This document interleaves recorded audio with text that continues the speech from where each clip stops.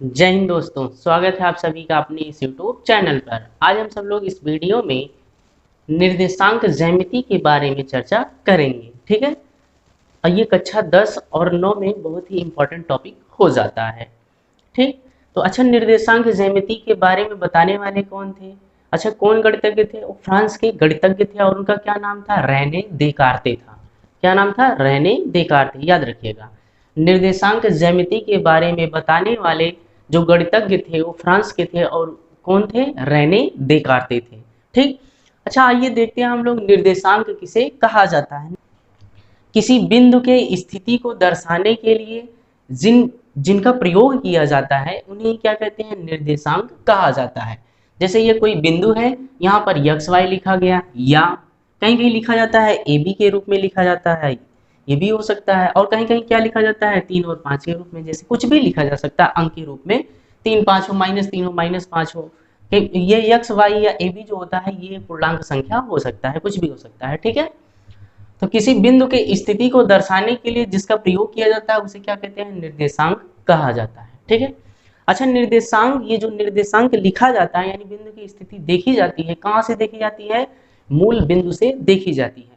अब ये मूल बिंदु क्या होता है, मूल बिंदु कैसे बनता है, कहाँ पर होता है, इन सभी के विषय में आइए हम आगे चर्चा करते हैं। ये चतुर्थांश क्या होता है, कैसे बनता है, कितने होते हैं, आइए इन सभी के विषय में हम लोग चर्चा करते हैं। यहाँ बनाते हैं। ठीक है। ये दो लाइन बनाए। अच्छा, ये जो लाइन दिख रही है यानी 36 लाइन दिख रही है, कैसे दिख रही है? पृथ्वी के समानांतर, तो इसको कह देते हैं 36 लाइन। ये जो लाइन दिख रही है इसको कहा जाता है यक्ष अक्ष। क्या कहते हैं? यक्ष अक्ष कहा जाता है। ठीक है। जो पृथ्वी के ऊर्ध्वाधर यानी लंबवत खड़ा है इसको कहा जाता है वाई अक्ष। इसको क्या कह देंगे? वाई अक्ष है। ठीक। अच्छा, मूल बिंदु क्या होता है इसमें समझ लेते हैं। मूल बिंदु क्या होता है? तो यक्ष अक्ष और वाई अक्ष एक दूसरे को जिस बिंदु पर काटते हैं उसी बिंदु को क्या कहते हैं? मूल बिंदु कहा जाता है। यानी ये जो पॉइंट होगा इसको क्या कह देंगे? मूल बिंदु कहेंगे। क्या कहेंगे? मूल बिंदु। इतना समझ में आया? अच्छा, मूल बिंदु का निर्देशांक जो होता है सदैव कितना होता है? इसका निर्देशांक सदैव कितना होगा? 0 0 होगा। सदैव कितना होगा? 0 0। यानी इसकी जो स्थिति को दर्शाने के लिए हम लोग मान लेते हैं इसका जो निर्देशांक होगा क्या होगा? 0 0 होगा। अब किसी भी बिंदु का हमको निर्देशांक लिखना है यानी दूरी को देखना, स्थिति को देखना है, तो उसकी स्थिति को सदैव कहाँ से माना जाता है? तो मूल बिंदु से ही माना जाता है कि वो कहाँ पर है। ठीक है। यानी इसी के सापेक्ष उसको देखा जाता है। समझ में आया? तो ये जो 36 लाइन है इसको यक्ष अक्ष कहते हैं, जो ऊर्ध्वाधर लाइन है वाई अक्ष कहते हैं। ये एक दूसरे को जहां पर काटते हैं उसे मूल बिंदु कहते हैं। और मूल बिंदु का निर्देशांक सदैव कितना होता है? 0 0 होता है। अच्छा, यहाँ जब देखते हैं यक्ष अक्ष और वाई अक्ष एक दूसरे को जब काटते हैं तो 4 बराबर भागों में बांट देते हैं। यहाँ एक भाग हो गया, एक भाग यहाँ, एक भाग यहाँ, एक भाग यहाँ। तो इस पहले वाले भाग को, इस वाले भाग को कहते हैं प्रथम चतुर्थांश। क्या कह देंगे? प्रथम चतुर्थांश कहेंगे। ठीक है। ऐसे दूसरे वाले को क्या कहेंगे? द्वितीय। क्या कहेंगे? द्वितीय चतुर्थांश। तीसरे वाले को क्या कहेंगे? तृतीय चतुर्थांश। इस चौथे वाले को क्या कहेंगे? चतुर्थ चतुर्थांश। ठीक है। जैसे यहाँ लिख देते हैं फर्स्ट हो गया, ये सेकेंड हो गया, ये थर्ड हो गया, ये क्या हो गया? फोर्थ हो गया। समझ में आया? तो यक्ष अक्ष वाई अक्ष एक दूसरे को काटते हैं तो 4 बराबर भागों में बांट देते हैं। तो इस पहले वाले को कहेंगे प्रथम चतुर्थांश, दूसरे वाले को कहेंगे द्वितीय चतुर्थांश, तीसरे वाले को कहते हैं तृतीय चतुर्थांश और चतुर्थ वाले कहेंगे चतुर्थ चतुर्थांश। ठीक है। इतना समझ में आया? ये चारों क्या है? चतुर्थांश है। चारों चतुर्थांश के क्या है? भाग है। फर्स्ट, सेकेंड, थर्ड, फोर्थ हो गया। ठीक है। जैसे मान लेते हैं यहाँ पर कोई बिंदु लेते हैं। अब इस बिंदु को लिख देते हैं यक्स और वाई लिख देते हैं। ठीक है। इसका निर्देशांक क्या हो गया? यक्स और वाई। इसका क्या मतलब है इसको समझ लेते हैं, फिर उसके बाद आगे बढ़ते हैं। ठीक है। यानी ये कोई बिंदु है, इस बिंदु का निर्देशांक लिखा गया है यक्स वाई। अब इस यक्स का क्या मान है, वाई का क्या मान है, इसको समझते हैं। यक्स का मान यह कहता है कि यक्स अक्ष पर जो, अगर हमको यहाँ पहुंचना है, जैसे इस बिंदु पर क्या करना है, हमको पहुंचना है। यहाँ पहुंचने के लिए सबसे पहले कहाँ जाएंगे? हम यक्स अक्ष पर चलेंगे। कहाँ चलेंगे? यक्स अक्ष पर। यहाँ से यहाँ तक जाएंगे तब इसके नीचे पहुंचेंगे कि नहीं? ये कहाँ चले हैं? यक्स अक्ष पर चले हैं। तो यक्स अक्ष पर जितना चलते हैं उसको जो दर्शाया जाता है यक्स से दर्शाया गया है यहाँ पर। फिर उसके बाद यहाँ पहुंचना है तो कहाँ चलेंगे? देखिए ये वाई अक्ष है ना, ऊपर की तरफ, यानी हमको कहाँ जाना है? ऊपर की तरफ। ठीक है। यानी हमको ऊपर की तरफ जितना जाएंगे यानी यक्स वाई अक्ष पर जितना जाएंगे उसको यहाँ पर लिखा जाता है। यानी इस बिंदु की स्थिति पर हमको अगर पहुंचना है तो सबसे पहले हम x अक्ष पे चलेंगे, फिर उसके बाद कहाँ जाएंगे, y अक्ष पर जाएंगे, तब जाके यहाँ पर पहुंच जाएंगे। यही जो x अक्ष पर जितना चलना है और जितना y अक्ष पर चलना है, जो भी मान होगा उसी मान को यहाँ पर ऐसे लिखा जाता है। ठीक है, यानी यक्स का मतलब क्या है, यक्स अक्ष पर चली गई दूरी। वाई का मतलब क्या है, वाई अक्ष पर चली गई दूरी। यहाँ पर चलेंगे फिर यहाँ पर पहुंच जाएंगे, यानी मूल बिंदु से अगर हमको जाना है यहाँ पर तो यक्स अक्ष पर इतना चलेंगे जितना यहाँ लिखा रहेगा, और वाई अक्ष पर इतना चलेंगे जितना यहाँ लिखा रहेगा, तो इस बिंदु पर हम पहुंच जाएंगे। समझ में आया कि नहीं? जैसे यहाँ भी लिखा गया है, मान लेते हैं यहाँ लिखा गया है यक्स लिखा गया है, यहाँ वाई लिखा गया है। ठीक है, ऐसे यहाँ कोई बिंदु ले लेते हैं, यक्स लिखा गया है, वाई लिखा गया है।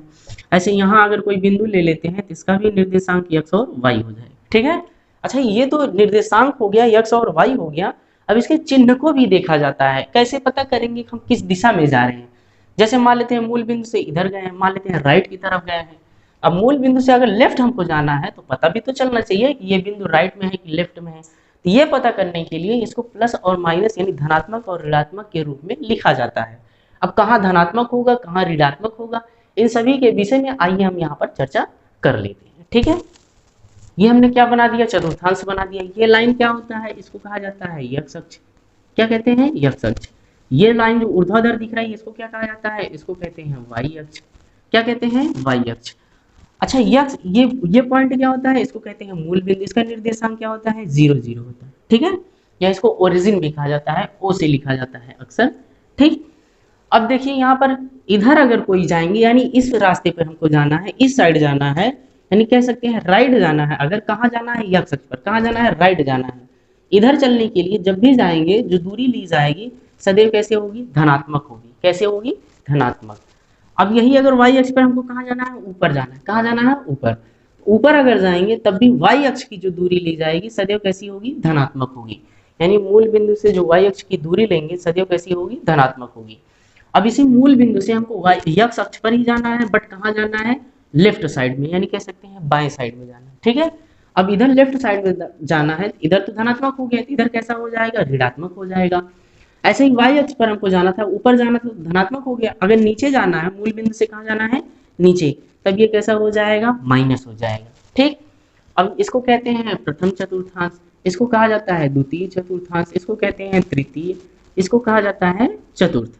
ठीक है, अगर कोई बिंदु कहाँ पर है, प्रथम चतुर्थांश में है, ये धनात्मक होगा कि ऋणात्मक होगा, इसको चर्चा कर लेते हैं।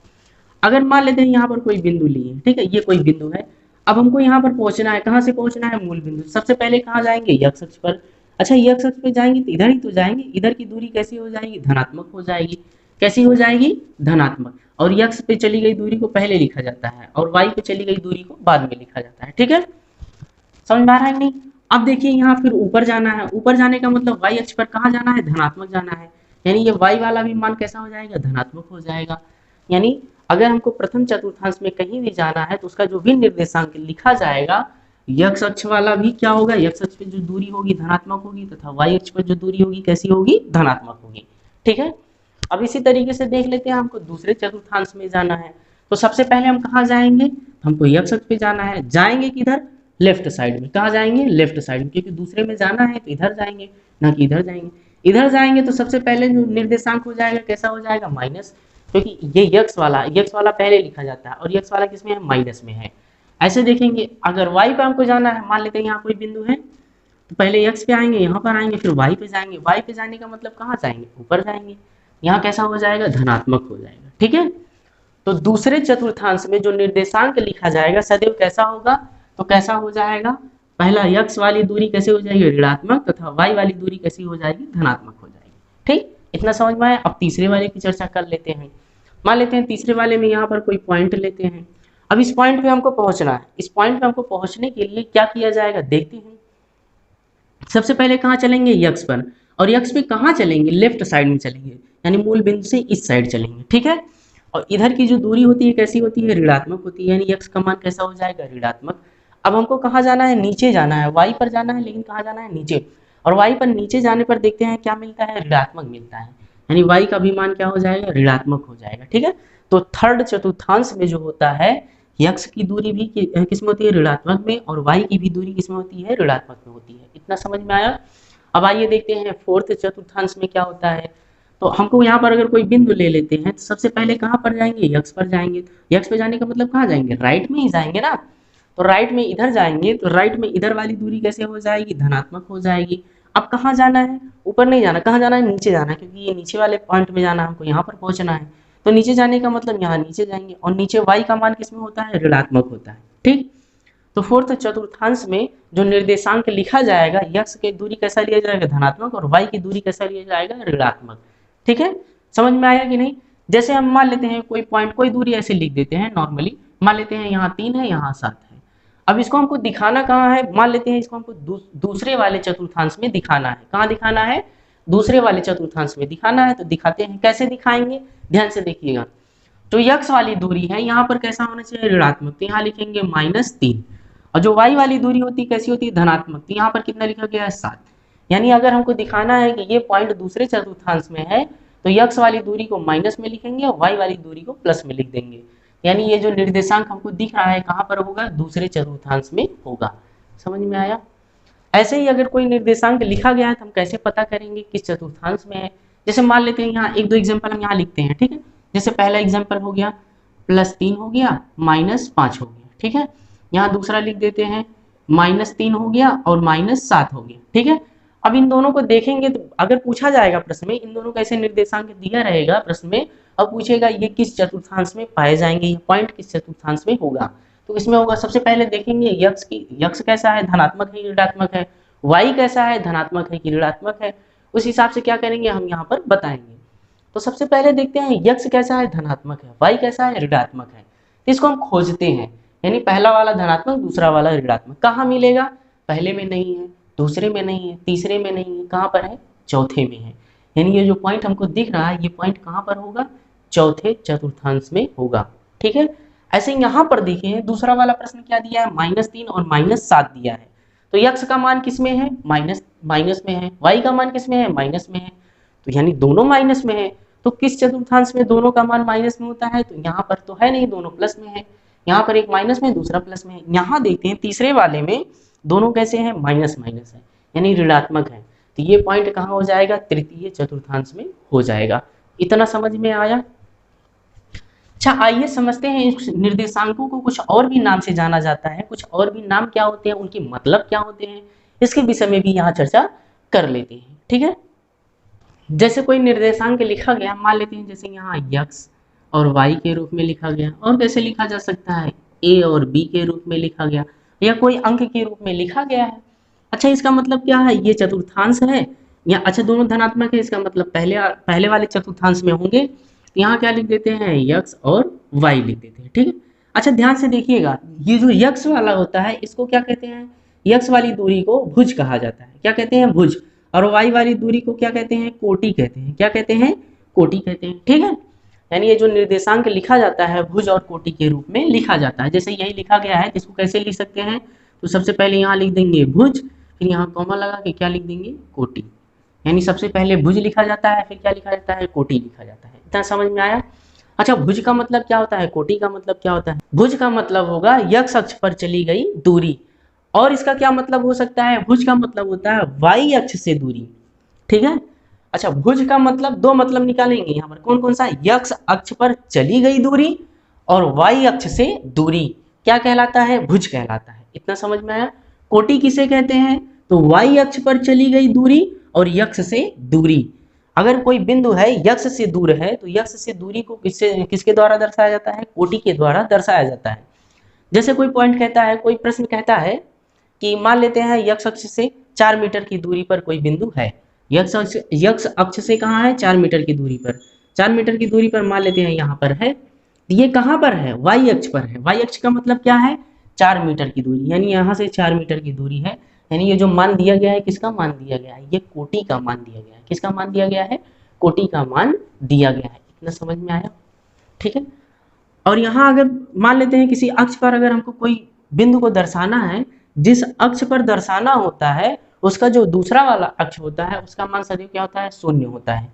जैसे देखिए यहाँ इस पॉइंट को दर्शाना है, क्या हमको यक्स अक्ष पे चलना होगा, कभी नहीं चलना होगा, क्योंकि हमको जाना कहाँ है, केवल y अक्ष पर जाना है।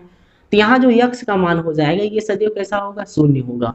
और y का मान जो भी दिया रहेगा उस हिसाब से होगा। यहाँ प्रश्न में कितना दिया था 4, तो इस बिंदु का निर्देशांक कितना हो जाएगा 0 और 4 हो जाएगा।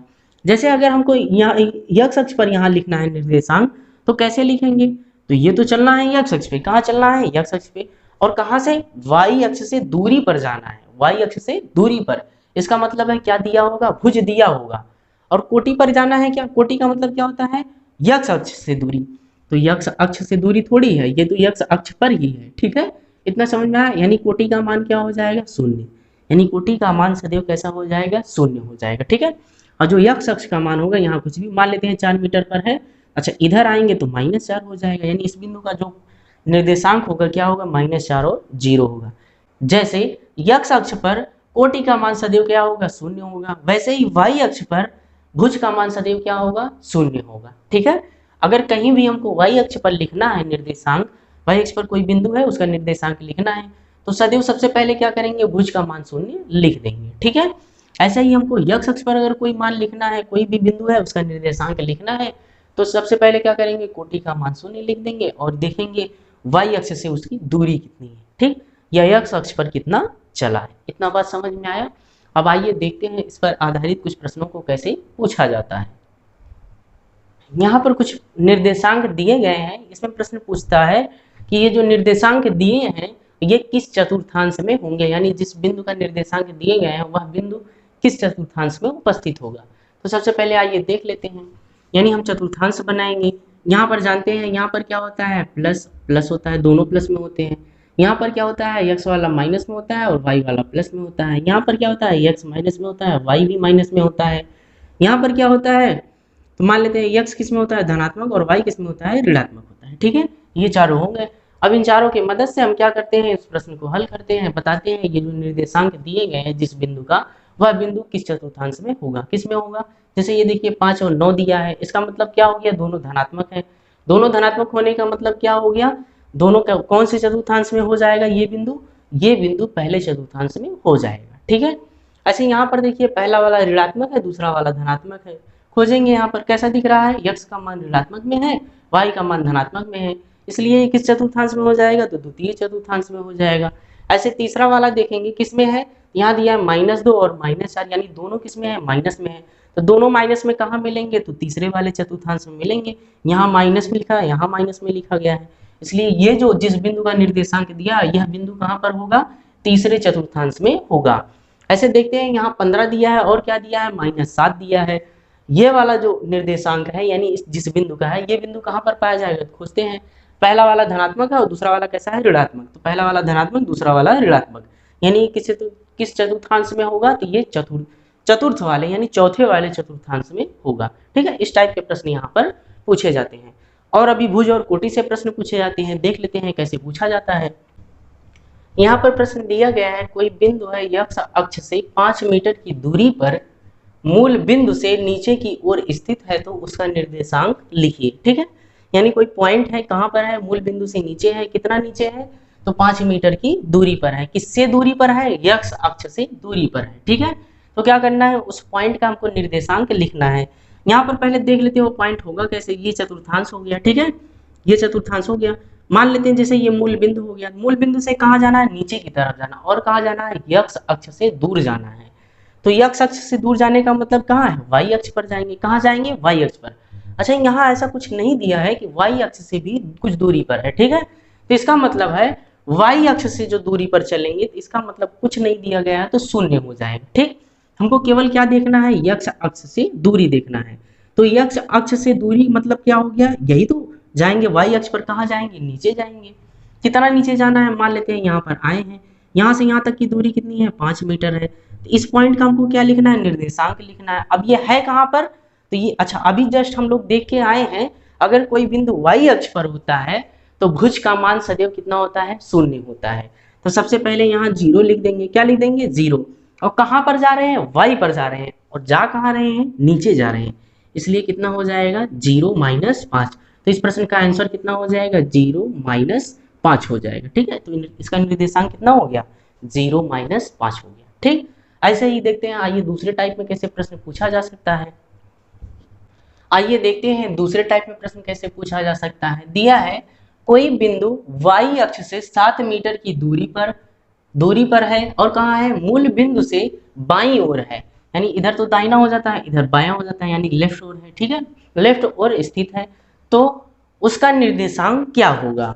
यहाँ पर हम लोग चतुर्थांश बनाते हैं, ये हो गया चतुर्थांश हो गया, यहाँ पर क्या हो गया, मूल बिंदु हो गया। कहाँ से देखना है, y अक्ष से दूरी, ये y अक्ष है, इससे दूरी देखना है, इससे दूरी का मतलब इधर हो गया, इससे दूरी का मतलब उधर हो गया, ठीक है। अच्छा, इधर वाला जो दूरी होता है उसको मान लेते हैं, इधर वाला क्या राइट हो जाएगा, तो इधर वाला क्या हो जाएगा, लेफ्ट। और प्रश्न में क्या कह रहा है, बाईं ओर यानी लेफ्ट ओर है, ठीक है, यानी इधर जाना है, कितना जाना है, 7 मीटर। मान लेते हैं यहाँ पर कोई बिंदु है, ये कहाँ पर है, 7 मीटर, यहाँ से यहाँ तक कितना है, 7 मीटर है, ठीक है। अब धनात्मक होगा कि ऋणात्मक होगा, इसको देख लेते हैं। तो इधर आने का, अच्छा सबसे पहले क्या देखेंगे, ये है किस पे, यक्ष अक्ष पे है। जब कोई बिंदु यक्ष अक्ष पर होता है तो कोटि का मान सदैव क्या होता है, शून्य होता है। तो सबसे पहले यहाँ लिख देंगे कोटि का मान जो होगा कैसा हो जाएगा, शून्य हो जाएगा, ठीक है। अब देखेंगे यक्ष अक्ष पर कितना दूर चला है, यानी y अक्ष से कितनी दूरी पर है, तो y अक्ष से कितनी दूरी पर है, 7, तो वही यहाँ पर लिखेंगे, यानी भुज का मान हो जाएगा 7। प्लस होगा कि माइनस होगा, तो इधर वाली दूरी हमको पता है किसमें होता है, माइनस में। तो इसका आंसर क्या हो जाएगा, इस प्रश्न का आंसर हो जाएगा -7 और 0 हो जाएगा, ठीक है। तो जो बिंदु हमको दिखानी थी उस बिंदु का निर्देशांक कितना है, -7 और 0 है। ऐसे ही इस टाइप के प्रश्न पूछे जाते हैं, ठीक है। आइए हम लोग देखते हैं दो बिंदुओं के बीच की दूरी कैसे निकाली जाती है। तो दो बिंदुओं के बीच की दूरी का जो फार्मूला होता है, यानी d बराबर होता है कर्ली के अंदर x2 - x1 का whole square plus y2 - y1 का क्या हो जाएगा, होल स्क्वायर, ठीक है।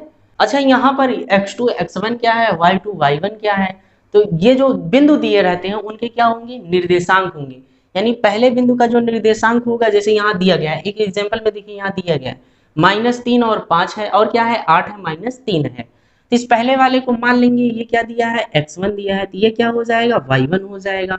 ऐसे इसको मान लेंगे, तो ये क्या दिया है, x2 दिया है, और ये वाला पॉइंट क्या हो जाएगा, y2 हो जाएगा, ठीक है। दो बिंदु दिए गए हैं, पहले वाले को x1 y1 मान लेंगे, दूसरे वाले को x2 y2 मान लेंगे। इन दोनों के बीच की क्या निकालनी है, दूरी निकालनी है। आइए निकालते हैं, फार्मूला हमको पता है, तो लिखेंगे सोल्यूशन में। फार्मूला हमको पता है, डायरेक्ट हम फार्मूला लगाते हैं, यहाँ लिख देते हैं d बराबर √, यहाँ लिखेंगे क्या, x2 - x1, x2 का मान कितना है, यहाँ x2 की जगह कितना है, 8 है, और लिखेंगे -x1 लिखेंगे। अच्छा, माइनस फार्मूले में भी है और x1 की जगह क्या है, माइनस है, और माइनस माइनस क्या हो जाएगा, प्लस हो जाएगा, यहाँ कितना हो जाएगा 3, और इसका क्या कर देंगे, होल स्क्वायर प्लस। फिर उसके बाद देखते हैं क्या दिया है, फिर फार्मूले में दिया y2 - y1 दिया है, y2 का मान कितना है, -3 है, और फार्मूले में यहाँ पर क्या होता है, माइनस होता है, क्या होता है, माइनस होता है। फिर लिखेंगे y1, क्या लिखा गया है, y1 का मान कितना है, 5 है, और इसका क्या कर देंगे, होल स्क्वायर, ठीक। फिर यहाँ लिखेंगे d बराबर कर्ली के अंदर, इन दोनों को जोड़ेंगे कितना आ जाएगा, 11, इन दोनों को जोड़ेंगे कितना आ जाएगा, 11, और क्या कर देंगे, 11 का स्क्वायर कर देंगे प्लस, ऐसे इन दोनों को जोड़ देंगे कितना हो जाएगा, 5 3 8 हो जाएगा, लिखेंगे -8 का क्या लिख देंगे, स्क्वायर, ठीक है। अच्छा, 11 का स्क्वायर करेंगे कितना आएगा, 11 का स्क्वायर आ जाता है 121 आ जाता है, ठीक। और उसके बाद फिर देखेंगे, अच्छा -8 है, माइनस का स्क्वायर कर देंगे तो प्लस हो जाएगा, और 8 का स्क्वायर कर देंगे कितना हो जाएगा, 64 हो जाएगा। इसका मान कितना आया, यहाँ पर जोड़कर लिख देते हैं, ये जोड़ेंगे कितना हो जाएगा, 4 1 5 हो गया, और 6 2 कितना हो गया, 8 हो गया, यहाँ कितना आ गया 1, यानी कर्ली के अंदर कितना आ गया, 185 आ गया, ठीक।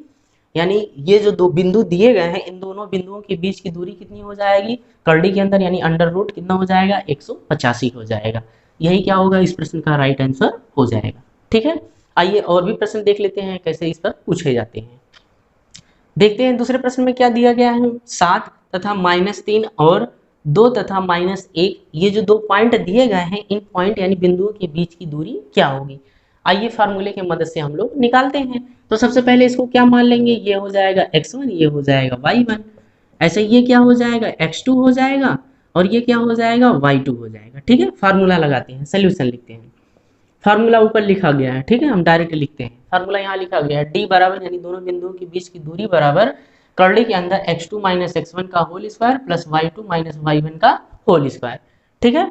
फार्मूला लगाते हैं, यहाँ लिखेंगे d बराबर कर्ली के अंदर क्या है, x2 - x1, x2 की जगह कितना है, 2 है, माइनस क्या लिखेंगे, x1 का मान कितना है, 7 है, यहाँ माइनस हो गया, ठीक। फिर लिखेंगे प्लस, और अच्छा इसका क्या है, होल स्क्वायर, ठीक है। फिर क्या लिखेंगे y2 माइनस y1, y2 का मान कितना है -1 है, फिर माइनस होता है फार्मूले माइनस है, यहाँ भी माइनस है, ये भी माइनस है, यहाँ भी माइनस है, माइनस माइनस क्या हो जाएगा प्लस, और यहाँ कितना है 3, 3 का क्या लिख देंगे होल स्क्वायर, ठीक है, प्लस 3 का होल स्क्वायर, इतना समझ में है। अब d बराबर देखेंगे हमको क्या प्राप्त होता है। अच्छा, 2 में से इसको घटाएंगे, 2 में से 7 को घटाएंगे कितना आ जाएगा -5 आ जाएगा, और इसका क्या कर देंगे होल स्क्वायर प्लस। अच्छा, इसमें से देखिए यहाँ पर 3 में से 1 घटेगा कितना आ जाएगा 2, और 2 का क्या लिख देंगे होल स्क्वायर, ठीक। अब इसको हल करेंगे, माइनस का वर्ग करते हैं तो प्लस हो जाता है, 5 का वर्ग कर देंगे कितना हो जाएगा, ये हो जाएगा 25 प्लस, ऐसे 2 का वर्ग करेंगे कितना हो जाएगा 4 हो जाएगा, ये दोनों जोड़ देंगे कितना हो जाएगा करड़ी के अंदर 29 हो जाएगा, ठीक है। तो यही इस प्रश्न का क्या हो जाएगा राइट आंसर, यानी ये जो दोनों पॉइंट दिए गए हैं इन दोनों पॉइंट के बीच की दूरी कितनी होगी, तो अंडर रूट कितना हो जाएगा 29 हो जाएगा, ठीक, इतना समझ में आया। अब आइए देखते हैं अगले टाइप में, यानी अगला टाइप में प्रश्न कैसे पूछा जाता है, ठीक। तो आइए देखते हैं एक और टाइप का प्रश्न जो इस पर आधारित, यानी दो बिंदुओं के बीच की दूरी पर आधारित पूछा जाता है। प्रश्न जैसे यहाँ पर दिया है, देखिए क्या दिया है, सिद्ध कीजिए कि बिंदु, ये 4 बिंदुएं दी गई हैं और कहा जा रहा है ये किसी वर्ग की क्या है शीर्ष है। अच्छा, वर्ग के शीर्ष का मतलब क्या होता है, जैसे यहाँ पर हम बनाते हैं, ये क्या है वर्ग है, वर्ग की चारों भुजाएं आपस में क्या होती है बराबर। शीर्ष का मतलब ये क्या है, यहाँ पर जो कोने पर बिंदु पाए जाते हैं, ठीक है, यही इसके शीर्ष है। इसका मतलब क्या होगा, इसका मतलब ये है यहाँ से इन दोनों बिंदुओं के बीच की जो दूरी होगी, वैसे इन दोनों बिंदुओं के बीच की दूरी और इन दोनों बिंदुओं के बीच की दूरी, इन दोनों बिंदुओं के बीच की दूरी आपस में क्या हो जाएगी बराबर हो जाएगी। अगर बराबर हो जाता है तो कह देंगे ये चारों जो बिंदु दिए गए हैं, ये जो शीर्ष है, जो बिंदु के शीर्ष होंगे, ये कैसे होंगे किसी वर्ग के होंगे। इतना समझ में आया। तो दो दो बिंदुओं को एक साथ लेकर दोनों के बीच की दूरी क्या करते हैं निकालते हैं। फार्मूला हमको पता है, फार्मूला क्या है, डी बराबर कर्ली के अंदर x2 माइनस x1 का whole square plus y2 minus y1 का होल स्क्वायर। यहाँ लेते हैं दो बिंदु, पहले इन दोनों बिंदुओं को लेते हैं, तो यहाँ लिखे हैं 0 और -1 तथा 2 और 1 को लिए, ठीक है। अब इन दोनों के बीच की दूरी को निकालेंगे तो फार्मूला वही लगाएंगे, x2 माइनस x1 का whole square plus y2 minus y1 का होल स्क्वायर निकालेंगे और यहाँ पर लगाएंगे तो इसका मान कितना आएगा 4 आ जाएगा, ठीक है। फिर उसके बाद देखते हैं ये दोनों पॉइंट लेते हैं, 2 1 है और क्या है 0 3 है, यहाँ लिए हैं 2 1 और 0 3, फिर वही मानते हैं, ये x1 हो जाएगा, ये y1 हो जाएगा, ये x2 हो जाएगा, ये y2 हो जाएगा। फिर फार्मूला लगाएंगे दोनों बिंदुओं के बीच की दूरी क्या है, कर्ली के अंदर x2 माइनस x1 का whole square plus y2 minus y1 का होल स्क्वायर, यहाँ लगाते हैं, यहाँ लिखा गया है, वही फार्मूला यहाँ पर लगाए हैं। अच्छा, फार्मूला लगाएंगे फिर उसके बाद देखते हैं इसका मान कितना आ जाता है 4 आ जाता है, यानी इसके बीच के और इसके बीच के दोनों के बीच की दूरी जो आई है कितनी आई है 4 आई है, ये तो मिल गया है। आगे देखते हैं दो और ऐसे शीर्षों के बीच की दूरी अगर समान हो जाती है तो कह देंगे क्या होगा वर्ग होगा। यहाँ निकालते हैं, अब ये पॉइंट लेते हैं 0 3 और किसको लेते हैं -2 और 1 को लेते हैं। अब फार्मूला वही लगाएंगे, डी बराबर क्या हो जाएगा x2 माइनस x1 और y2 माइनस y1, यहाँ लिखेंगे और क्या कर देंगे उसका होल स्क्वायर कर देंगे, लगाएंगे हल करेंगे तो इसका मान कितना आ जाएगा 4 आ जाएगा। फिर अगला पॉइंट कौन सा लेते हैं, ये -2 1 लेते हैं और 0 और -1 लेते हैं, ठीक है, ऐसे लिखे गए हैं, -2 हो गया 1 हो गया 0 और -1 हो गया। फिर इनके बीच की दूरी को निकालते हैं, फार्मूला हमको पता है यहाँ लिखा गया है, तो वही फार्मूला लगाएंगे, x2 माइनस x1 का whole square plus y2 minus y1 का होल स्क्वायर। जब इसको हल करेंगे इसका भी मान कितना आ जाएगा 4 आ जाएगा, ठीक है। अच्छा, देख रहे हैं सबके बीच की दूरी कितनी आ रही है 4 ही आ रही है, यानी शीर्षों के बीच की दूरी क्या है समान है, शीर्षों के बीच की दूरी क्या हो गई समान। जब समान हो जाती है यानी ये जो आकृति, ये जो बिंदुएं दर्शाई गई हैं, बिंदु जो ली गई हैं, ये क्या है किसी वर्ग के शीर्ष है। ऐसे ही बहुत सारे प्रश्न इस टाइप के पूछे जाते हैं। आइए देखते हैं अगले टाइप में प्रश्न कैसे पूछा जाता है या अगला सूत्र क्या है। आइए देखते हैं, कोई बिंदु है किसी रेखाखंड को अंतः विभाजित करे तथा बाह्य विभाजित करे तो उस बिंदु का निर्देशांक कैसे निकाला जा सकता है, ठीक है। यहाँ फार्मूला हमने लिख दिया है, अंतः विभाजन करेगा तब फार्मूला क्या होगा, बाह्य विभाजन करेगा तब फार्मूला क्या होगा। आइए इसको पहले समझ लेते हैं। जैसे मान लेते हैं दो बिंदु थे, किसी रेखा पर कोई रेखा बना रहे थे, ठीक है, दो बिंदु लिए थे उसको मिला दिया, क्या बनाया रेखा, और उस रेखा पर कोई बिंदु ले लेते हैं, इसको दो भागों में बांट रहा है। पहले वाले भाग को मान लेते हैं m1 बांट रहा है तथा दूसरे वाले भाग को बांट रहा है m2, ठीक है। कैसा बांट रहा है अंतः, इन दोनों बिंदुओं के बीच में ये बिंदु लिया गया है, इसलिए कह देंगे कैसा बांट रहा है अंतः विभाजित कर रहा है। तब इस बिंदु का जो निर्देशांक होगा कैसे ज्ञात किया जाएगा, यहाँ पर लिखा गया है। क्या लिखा गया है? m1 x2, यानी m1 हो जाएगा, x2 हो जाएगा, प्लस m2 हो जाएगा, x1 हो जाएगा, बटे क्या लिखेंगे? m1 प्लस m2 लिखेंगे। ठीक है। अच्छा, यहाँ जो m1 m2 है क्या है? इसको जिस भाग में जितने में अनुपात में बांटा है वही ये अनुपात है। ये पहले बिंदु विभाजित जो किया है उसका अनुपात है, ये दूसरे बिंदु को जितना विभाजित किया है उसका अनुपात है। ठीक है। यानी इस बिंदु से इस बिंदु के बीच की जो दूरी होगी और इस बिंदु से इस बिंदु के बीच की जो दूरी होगी वही दोनों अनुपात को यहाँ लिखा गया, m1 और m2 से लिखा गया है। ठीक है। क्या हो जाएगा? m1 x2 plus m2 x1 बटे m1 प्लस m2 हो जाएगा। y की जगह क्या हो जाएगा? m1 y2 हो जाएगा, प्लस m2 y1 हो जाएगा, बटे m1 प्लस m2 हो जाएगा। ठीक है। ये किसका फार्मूला है? वह उस बिंदु का निर्देशांक है जो अंतः विभाजित करता है, जो किन्हीं दो बिंदुओं को मिलाने वाली रेखा को क्या करता है? अंतः विभाजित करता है। कोई बिंदु लेते हैं, यह बिंदु दो बिंदुओं के बीच बनी रेखा को क्या करता है? वाह्यतम रूप से विभाजित करता है। जैसे ये कोई दो बिंदुओं की रेखा है, यहाँ पर कोई बिंदु लिए हैं, अब यहाँ से इसकी दूरी कितनी है, यहाँ से इसकी दूरी कितनी है, दोनों का जो अनुपात है उसी को मान लिया जाता है क्या है? m1 और m2 है। अब ये जिस अनुपात में बांट रहा है उसी अनुपात को क्या कह देते हैं? विभाजित कर देते हैं। ठीक है। यानी विभाजन कहलाता है। जैसे यहाँ से यहाँ तक जो बांटा मान लेते हैं 5 मीटर का बांटा, यहाँ से यहाँ तक 2 मीटर का, 5 अनुपात 2 मीटर में, यानी दोनों बिंदुओं को इतने अनुपात में बांट दिया है। ठीक है। यही कहलाएगा क्या? रेखाखंड का वाह्य विभाजन कहलाएगा। ठीक है। अब ये जो वाह्य विभाजन करता है, इस बिंदु का निर्देशांक ज्ञात करने के लिए हमको फार्मूला दिया गया। फार्मूला क्या होता है? तो यक्स की जगह क्या होगा? m2 x1 minus m1 x2 बटे m1 माइनस m2 होता है। y की जगह क्या हो जाएगा? m2 y1 minus m1 y2 बटे क्या हो जाएगा? m1 माइनस m2 हो जाएगा। ये इसका फार्मूला है। वाह्य विभाजन करे तब फार्मूला है, अंतः विभाजन करता है तब फार्मूला है। ठीक है। अब आइए देख लेते हैं इस पर आधारित प्रश्नों को कैसे पूछा जा सकता है। आइए देखते हैं प्रश्न क्या दिया है। यदि कोई बिंदु 3, 5 और 7, 9 से खींचे जाने वाले रेखाखंड को 2:3 के अनुपात में अंतः विभाजित कर रहा हो तो उस बिंदु का निर्देशांक क्या होगा? यानी कोई बिंदु है, दो बिंदुओं से खींचे जाने वाले रेखाखंड को उसको 2 अनुपात में बांट रहा है। कौन अनुपात कितना है? 2:3 है। इस अनुपात में बांट रहा है तो उस बिंदु का क्या करना है? आपको निर्देशांक ज्ञात करना है।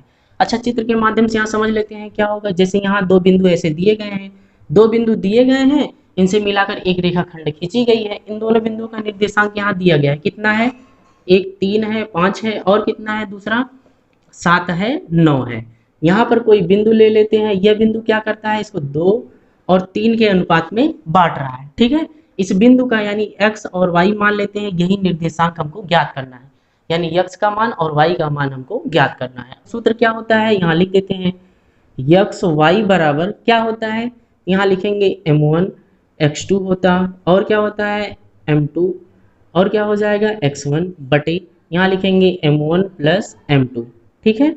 फिर y की जगह क्या हो जाता है? यहाँ लिखेंगे m1 y2 प्लस क्या हो जाएगा? m2, और क्या हो जाएगा? y1 बटे क्या होता है? m1 प्लस m2 हो जाता है। ठीक है। ये x का मान है, ये y का मान है, दोनों को निकाल लेते हैं। अच्छा, यहाँ देखिएगा x का मान, m1 का मान कितना दिया है? तो 2 दिया है। m2 का मान कितना दिया है? तो 3 दिया है। m2 का मान कितना दिया है? यहाँ पर 3। ठीक है। बाकी सब मान रख दिए हैं। यहाँ पर दिया है x1, ये y1 दिया है, x2 दिया है, ये y2 दिया है। अच्छा, यहाँ लिख देते हैं। ये हो जाएगा x1, ये हो जाएगा y1, ऐसे यहाँ हो जाएगा, ये हो जाएगा x2, ये हो जाएगा y2। इन दोनों का मान रख के x और y का मान निकाल लेते हैं। निकालते हैं, x का मान निकालते हैं। सबसे पहले x का मान निकाल लेते हैं। क्या है? m1। m1 की जगह कितना है? 2। फिर क्या लिखा गया? अच्छा, फिर क्या लिखा गया? x2। x2 का मान कितना है? वहां से देख लेते हैं, 7 है, तो गुणे लिखेंगे 7, प्लस फिर लिखा गया है m2। m2 का मान कितना है? 3 है, फिर लिखेंगे गुणे। फिर यहाँ दिया है x1। x1 का मान कितना है? यहाँ पर 3 है। ठीक है, बटे फिर क्या दिया है? m1 प्लस m2, यानी लिख देंगे 2 प्लस कितना दिया है? 3 बराबर। अच्छा, इसका गुणा कर देंगे, कितना आ जाएगा? 2 सत्ती 14, यहाँ कितना हो जाएगा? 9 बटे कितना हो जाएगा? 5। इसको जोड़ देंगे, कितना आ जाएगा? 9 मिलके कितना हो जाएगा? 23। 23 बटे कितना आ गया? 5 आ गया। ठीक है। ये किसका निर्देशांक है? तो x का निर्देशांक आया। अभी y का निकालना है, y का निकाल लेते हैं। तो y बराबर यहाँ पर क्या दिया है? दिया है m1 y2। m1 का मान कितना है? 2 है। y2 का मान कितना है? y2 का मान वहां देखेंगे कितना दिया है? 9 दिया है, प्लस कितना दिया है 9 दिया है, ठीक है। फिर उसके बाद क्या दिया है m2, m2 का मान कितना है 3 गुणे, फिर क्या दिया है y1, y1 का मान कितना है 5 बटे क्या लिखा जाएगा m1 और m2, m1 का मान 2 है और m2 का मान कितना है 3 है, ठीक है। इसका गुणा कर लेंगे, 2 नवा कितना हो जाएगा 18 प्लस है, ठीक है। फिर इसको गुणा कर देंगे ये कितना हो जाएगा 15 हो जाएगा बटे यहाँ कितना लिख देंगे 5 हो जाएगा, ठीक है। इन दोनों को जोड़ेंगे कितना आ जाएगा 33 बटे कितना हो जाएगा 5 हो जाएगा, 33 बटे कितना हो जाएगा 5। तो x और y का मान हमने निकाल लिया, यानी x और y ये जो बिंदु है इसका निर्देशांक कितना है, यहाँ है 23/5 और y का मान कितना है 33/5। इस तरीके से इस प्रश्न का आंसर क्या हो जाएगा 23/5 और 33/5 हो जाएगा, ठीक है। तो इस टाइप के बहुत सारे प्रश्न इसमें पूछे जा सकते हैं, ठीक। अब आइए देखते हैं हम लोग अगले टाइप में कैसे पूछा जाता है। आइए देखते हैं इसमें त्रिभुज से रिलेटेड कुछ प्रश्न पूछे जाते हैं। जैसे ये मान लेते हैं कोई त्रिभुज है, त्रिभुज के 3 बिंदु दिए गए हैं, इनके तीनों के निर्देशांक दिए गए हैं। पहले का x1 y1 दिया है, दूसरे का x2 y2 दिया है, तीसरे का x3 y3 दिया है, ठीक है। ये दिया गया है। फिर इसमें पूछता है त्रिभुज के जो मध्य बिंदु है इस मध्य बिंदु का निर्देशांक क्या होगा। तो इस मध्य बिंदु यानी केंद्रक का अगर हमको निर्देशांक निकालना है तब कैसे निकालेंगे, तो लिखेंगे x1 plus x2 plus x3 बटे 3 हो जाएगा और y की जगह क्या निकालेंगे y1 plus y2 plus y3 बटे 3 लिख देंगे, ठीक है। ऐसे ही निकालेंगे तो क्या हो जाएगा, ये x का मान हो जाएगा, ये y का मान हो जाएगा, तो ये केंद्रक का निर्देशांक हो जाएगा, ठीक है। फिर कभी कभी प्रश्न में पूछा जाता है ये तीनों बिंदुओं का मान दिया रहेगा, निर्देशांक दिया रहेगा और पूछेगा इस त्रिभुज का क्षेत्रफल क्या होगा। इस त्रिभुज का क्षेत्रफल क्या है, तो यहाँ फार्मूला दिया गया है 1/2 x1 कोष्टक के अंदर क्या हो जाएगा y2 माइनस y3 हो जाएगा प्लस यहाँ हो जाएगा x2, फिर कोष्टक के अंदर हो जाएगा y3 माइनस y1 हो जाएगा प्लस फिर यहाँ दिया है x3, यहाँ हो जाएगा y1 माइनस y2। अच्छा जो x यहाँ जैसे 1 वाला x है तो देखिए यहाँ 1 वाला y नहीं है, ठीक है। फिर यहाँ x2 वाला देखिए यहाँ x जो है 2 वाला है तो यहाँ देखिए y2 वाला नहीं है। ऐसे यहाँ x देखेंगे 3 वाला है तो 3 वाला यहाँ पर नहीं है, ठीक है। ऐसे याद रखना इसको आसान है, ठीक है। अब आइए देखते हैं, ये तो फार्मूले हो गए, अब इस पे देखते हैं प्रश्न कैसे पूछा जाता है, ठीक। आइए देखते हैं प्रश्न में क्या दिया है। उस त्रिभुज का केंद्रक तथा यानी केंद्रक का निर्देशांक तथा उसका क्षेत्रफल ज्ञात कीजिए जिसके निर्देशांक क्रमशः कितने दिए हैं 3 4 दिया है, यहाँ 2 माइनस 1 दिया है और कितना है 4 और माइनस 6, ठीक है। यानी हमको कोई क्या दिया गया है, यहाँ पर 3 बिंदु दिए गए हैं। किसके बिंदु दिए हैं, किसी त्रिभुज के बिंदु हैं। अब उस त्रिभुज का केंद्रक का निर्देशांक ज्ञात करना है और इस त्रिभुज का क्षेत्रफल ज्ञात करना है। पीछे हम फार्मूला पढ़ के आए हैं, उसी फार्मूले के द्वारा यहाँ पर इसको हल करते हैं, ठीक है। अच्छा केंद्रक के निर्देशांक होते हैं इसका अभी जस्ट हम लोग फार्मूला दे के आए हैं। यहाँ लिखेंगे केंद्रक का निर्देशांक,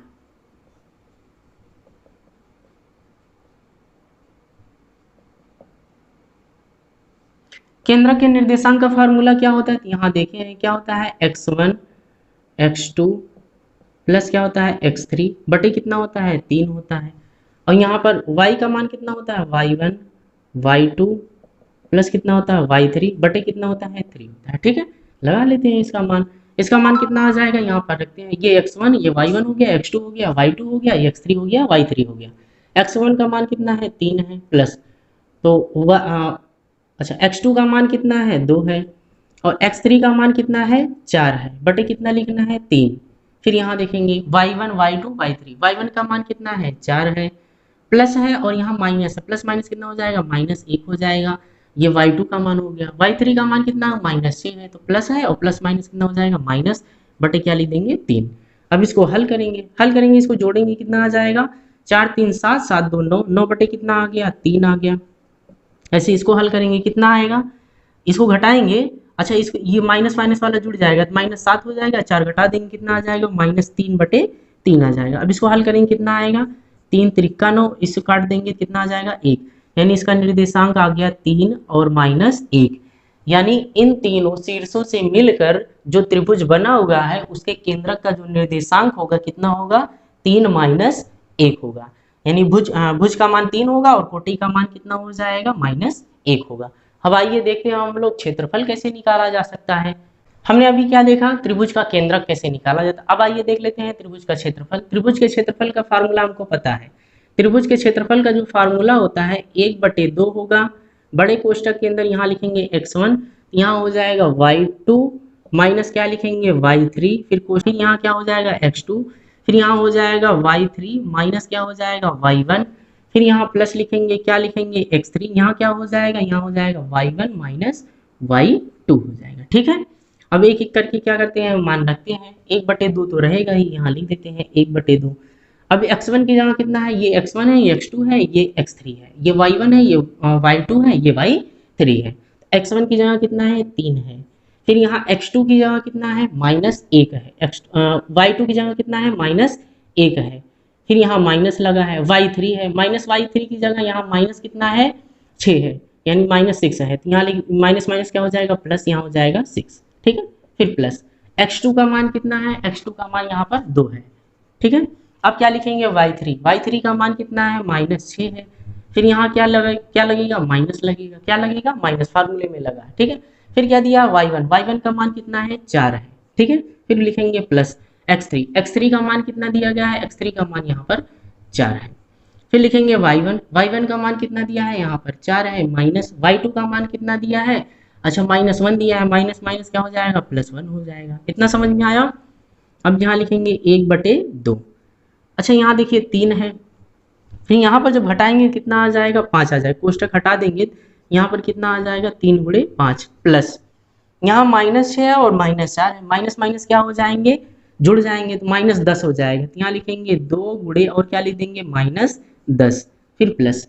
अब इसको यहाँ गुणा कर देंगे तो ये 4 1 कितना हो जाएगा, 5 हो जाएगा। ठीक, यहाँ आ गया 1/2। अब इसका गुणा करेंगे, 3 × 5 कितना हो जाएगा, 15। अच्छा इसका यहाँ गुणा कर देंगे, प्लस माइनस माइनस हो जाएगा, ये कितना हो जाएगा, 20 हो जाएगा। फिर यहाँ देखिए प्लस है, ये कितना हो जाएगा, 4 × 5 = 20 हो जाएगा। ये -20 है, ये +20 है, इससे ये कट गया। यहाँ पर कितना आंसर आ गया, 15/2 आ गया। यानी इसको हल कर भाग करने कितना आ जाएगा, 7.5। यानी ये जो त्रिभुज दिया गया है, इस त्रिभुज का क्षेत्रफल कितना हो जाएगा, 7.5 हो जाएगा। और हाँ, वीडियो अच्छा लगे तो वीडियो को लाइक जरूर कीजिएगा और चैनल को सब्सक्राइब जरूर कर लीजिएगा। ठीक है, तो मिलते हैं नेक्स्ट वीडियो में एक अलग से टॉपिक के साथ। तब तक के लिए जय हिंद दोस्तों।